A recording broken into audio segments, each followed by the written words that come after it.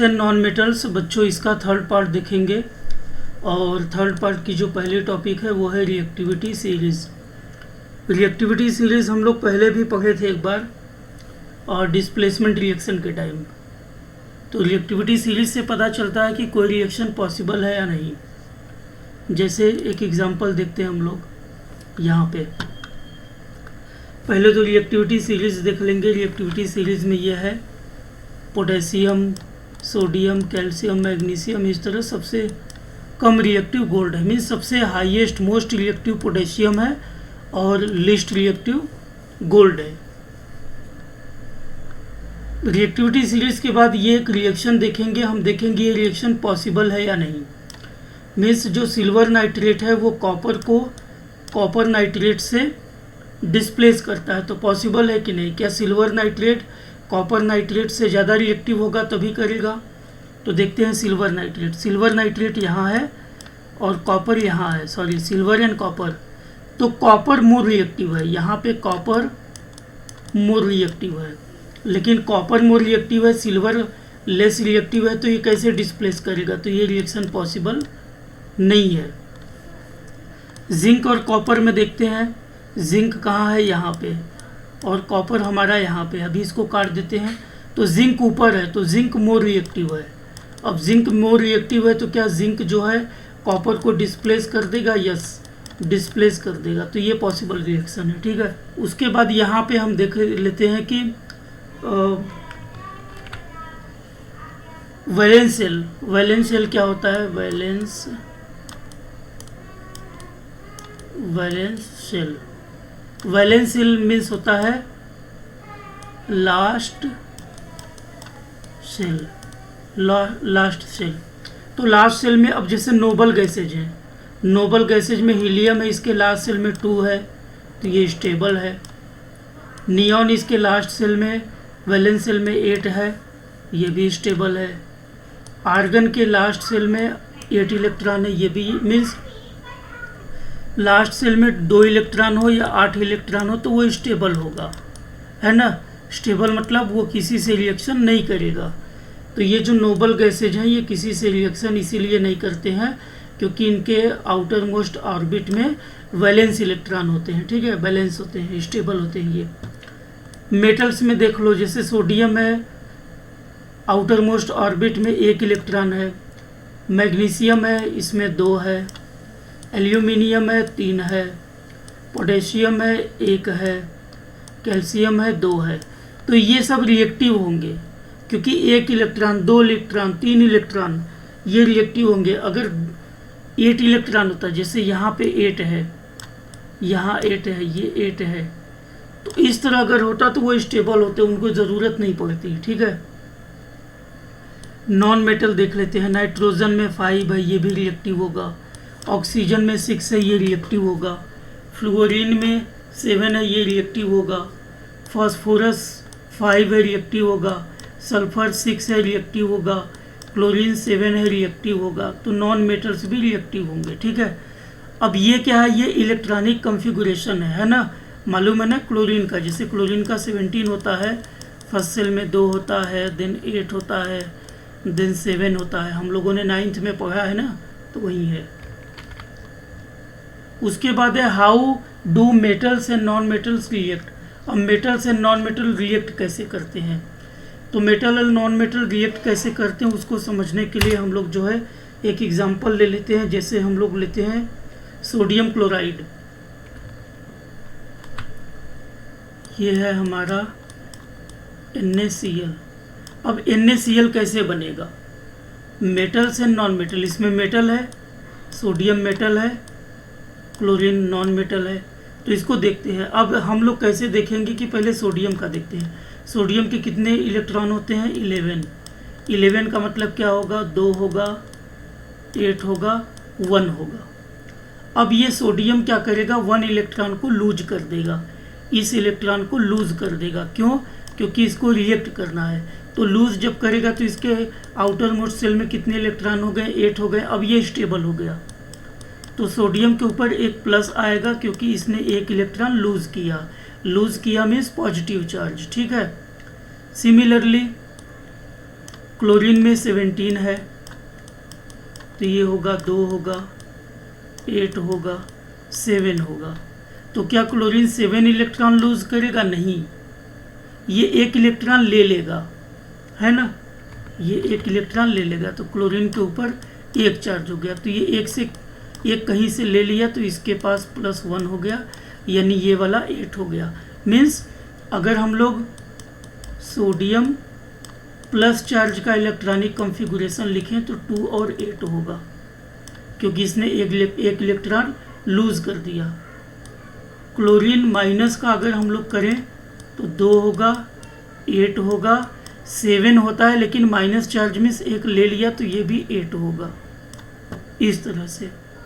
तो how do metals, heading है how do metals and non metal react. तो ये how do react, they react by losing electron और bye accepting electron. ये electron को loose करके रिएक्ट करते हैं या इलेक्ट्रॉन को गेन करके रिएक्ट करते हैं। जैसे जो मेटल्स हैं वो लूज करके इलेक्ट्रॉन को रिएक्ट करेगा, जो नॉन मेटल्स होगा वो इलेक्ट्रॉन गेन करके रिएक्ट करेगा। ठीक है, एग्जाम्पल देखते हैं हम लोग। अब एग्जाम्पल में हम लोग पहले जो है किसका देखेंगे, सोडियम क्लोराइड का, NaCl। इसको बोलते हैं electron dot structure, electron dot structure, electron dot structure इसको बोलते हैं।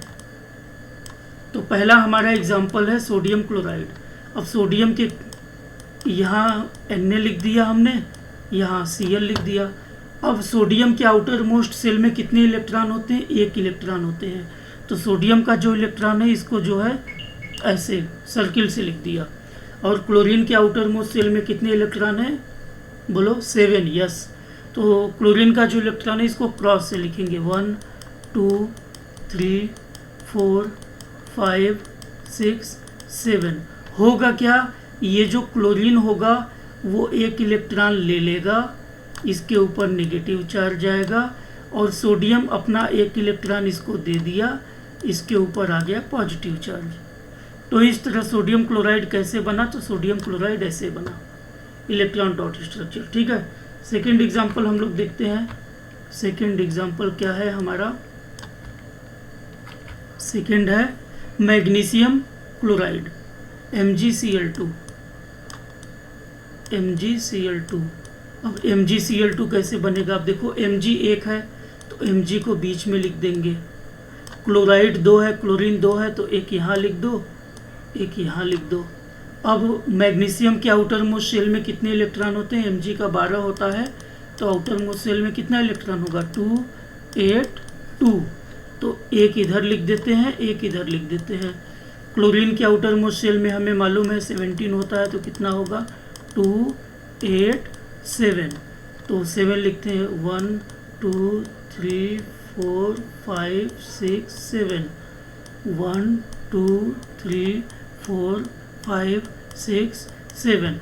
अब मैग्नीशियम मेटल है तो ये अपना 1 इलेक्ट्रॉन लूज कर दिया इधर, और 1 इलेक्ट्रॉन अपना लूज कर दिया इस साइड, यानी मैग्नीशियम के ऊपर 2 प्लस चार्ज आ गए, 2 इलेक्ट्रॉन लूज किया।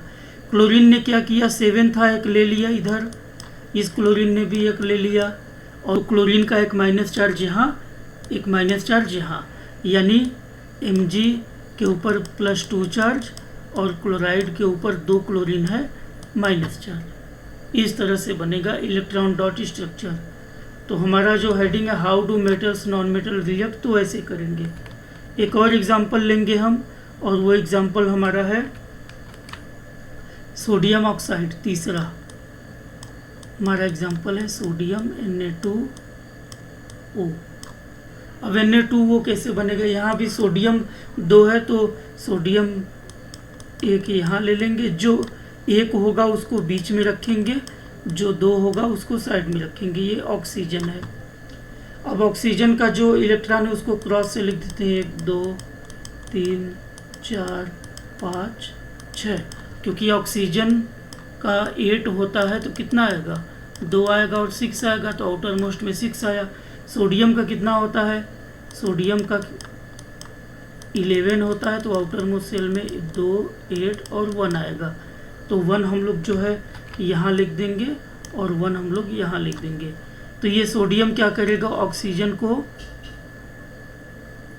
एक इलेक्ट्रॉन इधर से ऑक्सीजन ने लिया, एक इलेक्ट्रॉन इधर से लिया, तो ऑक्सीजन के ऊपर 2 माइनस चार्ज हो गया क्योंकि ले लिया। सोडियम ने 1 दिया तो 1 प्लस यहाँ, 1 दिया 1 प्लस यहाँ।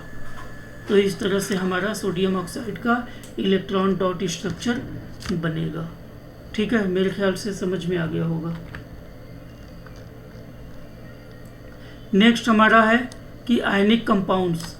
आयनिक कंपाउंड्स क्या होते हैं? तो आयनिक कंपाउंड्स का मतलब ऐसे कंपाउंड जिनमें आयनिक बॉन्ड होता है। आयनिक बॉन्ड क्या होता है? प्लस और माइनस। सोडियम क्लोराइड में जो बॉन्ड बनता है सोडियम क्लोराइड, ये जो बॉन्ड बनता है ये प्लस और माइनस की वजह से बना है ना। मैग्नीशियम ऑक्साइड में जो बॉन्ड बना है MgO में +2 -2, तो ये जो बीच में बॉन्ड बना है ये प्लस और माइनस की वजह से बना है। और प्लस और माइनस को हम लोग क्या बोलते हैं? प्लस और माइनस को हम लोग बोलते हैं आयंस। क्या बोलते हैं? आयंस। आयंस कितने होते हैं? 2। एक होता है एनायन और एक होता है कैटायन। अब एनायन और कैटायन क्या होता है? एनायन मीन्स निगेटिव चार्ज और कैटायन मीन्स पॉजिटिव चार्ज। तो ये हमारे आयंस होते हैं। तो जो बॉन्ड आयन से बनते हैं आयनिक बॉन्ड बोलते हैं। ठीक है, और आयंस कैसे बनते हैं? ट्रांसफर ऑफ इलेक्ट्रॉन, इलेक्ट्रॉन के अदला बदली से, इलेक्ट्रॉन के लेन देन से, एक्सेप्टेंस से या लूज करने से। ठीक है, अब नेक्स्ट हमारी है वो टॉपिक है properties of ionic compound. Ionic compound के प्रॉपर्टीज क्या होते हैं? तो आयनिक कंपाउंड का आयनिक कंपाउंड्स, तो आयनिक कंपाउंड की पहली प्रॉपर्टी है दे आर सॉलिड, मतलब ये सॉलिड होते हैं। क्यों? क्योंकि इनमें आयनिक बॉन्ड होते हैं, प्लस और माइनस से बनते हैं, इसीलिए ये सॉलिड होते हैं। जैसे एग्जांपल में sodium chloride, potassium chloride, copper sulphate, potassium sulphate, sodium nitrate, इस तरह। सेकेंड इसकी प्रॉपर्टीज़ क्या है? दे आर हार्ड, ये हार्ड और ब्रिटल होते हैं। क्यों? क्योंकि स्ट्रॉन्ग फोर्स ऑफ अट्रैक्शन होता है। इनमें जो एलिमेंट होते हैं, जैसे सोडियम क्लोराइड है, सोडियम क्लोराइड है, तो सोडियम क्लोराइड के बीच में सोडियम और क्लोरीन एलिमेंट है, तो इनके बीच जो बॉन्ड बनेगा प्लस और माइनस से बनेगा, तो ये जो बॉन्ड है ये बड़ा स्ट्रांग होता है, इसीलिए ये हार्ड होते हैं। फिर नेक्स्ट है हमारा तीसरा, they have close packed structure. इनका स्ट्रक्चर काफ़ी पैक होता है, क्योंकि मान लो सोडियम क्लोराइड है, चूँकि इनकी जो बॉन्डिंग होती है आयन से बनती है, तो इनके बीच स्पेस नहीं होता है, इसलिए पैक्ड होते हैं। नेक्स्ट क्या है? They have high melting point. इनका मेल्टिंग पॉइंट और बॉइलिंग पॉइंट हाई होता है। मान लो MgO है, मैग्नीशियम ऑक्साइड, तो ये प्लस चार्ज और माइनस चार्ज आयन से बनते हैं, कैटायन और एनायन से। क्योंकि इनमें फोर्स ऑफ अट्रैक्शन जो होता है वो चार्ज आयन से बनता है, प्लस या माइनस आयन से बनता है, इसीलिए इसको ब्रेक करने के लिए बहुत ज़्यादा एनर्जी चाहिए। इसीलिए ज़्यादा एनर्जी चाहिए, मतलब इनका मेल्टिंग और बॉइलिंग पॉइंट हाई होगा।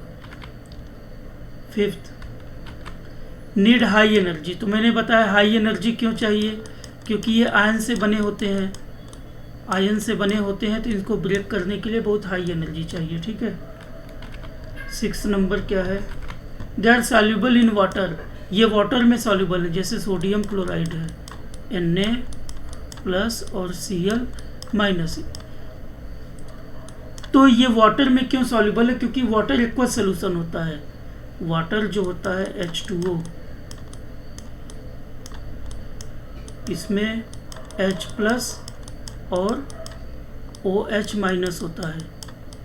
तो ये वाटर में सॉल्युबल होते हैं, क्योंकि जो आयनिक कंपाउंड होते हैं उनमें भी आयंस बनते हैं, और ये ऐसे लिक्विड में सॉल्युबल होंगे जिनमें आयन बनेंगे। तो ऐसा लिक्विड क्या है? वाटर है, तो इसमें सॉल्युबल होंगे। प्लस वाला माइनस से के पास जाएगा, माइनस वाला प्लस के पास जाएगा, सॉल्युबल है। नेक्स्ट क्या है? ऑर्गेनिक सॉल्वेंट में ये इनसॉल्युबल है, मतलब डिसॉल्व नहीं होते हैं, जैसे alcohol, acetone, ether, chloroform, carbon disulphide. क्यों? क्योंकि इसमें आयंस नहीं होते हैं। जो ऑर्गेनिक सॉल्वेंट होते हैं, ऑर्गेनिक लिक्विड्स होते हैं, उनमें आयंस नहीं बनते हैं। लेकिन जो आयनिक कंपाउंड होते हैं उसमें तो आयंस बनते हैं। तो ऑर्गेनिक कंपाउंड किस में डिजॉल्व होगा? आयनिक सॉल्वेंट में, जिसमें आयन बनेंगे, लेकिन ऑर्गेनिक सॉल्वेंट में तो आयंस नहीं बनते हैं, इसीलिए they are insoluble in organic solvent.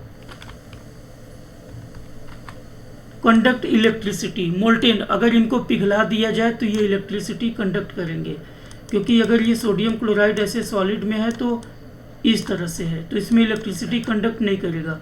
लेकिन इसको जब पिघलाएंगे तो ये आयंस के रूप में ब्रेक होगा, और जब आयंस के रूप में ब्रेक होगा तो ये जो है करंट को कैरी करेगा, क्योंकि करंट क्या होता है? Movement of ions. आयन की मूवमेंट को करंट बोलते हैं। तो इसीलिए जब इनको मोल्टेन कर दिया जाता है, पिघला दिया जाता है, तो they carry ions, they conduct electricity. They do not conduct electricity in solid state. अभी हमने बात किया कि जैसे NaCl है, ये अभी सॉलिड स्टेट में है, तो इसमें इलेक्ट्रिसिटी कंडक्ट नहीं करेगा। क्यों? क्योंकि इसमें फ्री इलेक्ट्रॉन नहीं है। लेकिन इसको जैसे ही हम लोग जो है मोल्टेन कर देंगे, पिघला देंगे, इसमें फ्री इलेक्ट्रॉन क्रिएट हो जाएंगे और ये इलेक्ट्रिसिटी को कंडक्ट करेंगे।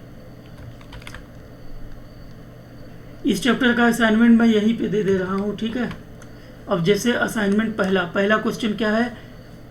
Fe + ZnSO4, और यहाँ खाली जगह में क्या आएगा ये आपको बताना है।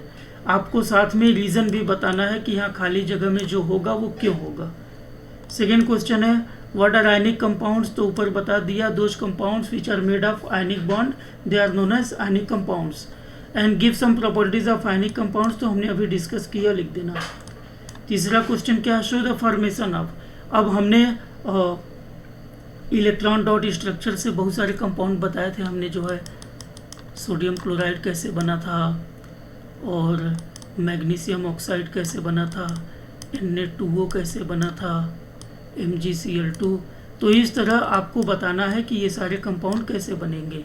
तो एक बार फिर से देख लो, सोडियम का क्लोराइन यहाँ लिखेंगे, इसमें 7 होते हैं, 4 5 6 7, और इसमें 1 होते हैं, तो 1 इसको दे देगा, इसके ऊपर दे देगा प्लस चार्ज, इसके ऊपर माइनस चार्ज। उसी तरह aluminium chloride, potassium oxide, sodium chloride, magnesium oxide, sodium oxide, ये करके दिखाना है। तो ये हमारा असाइनमेंट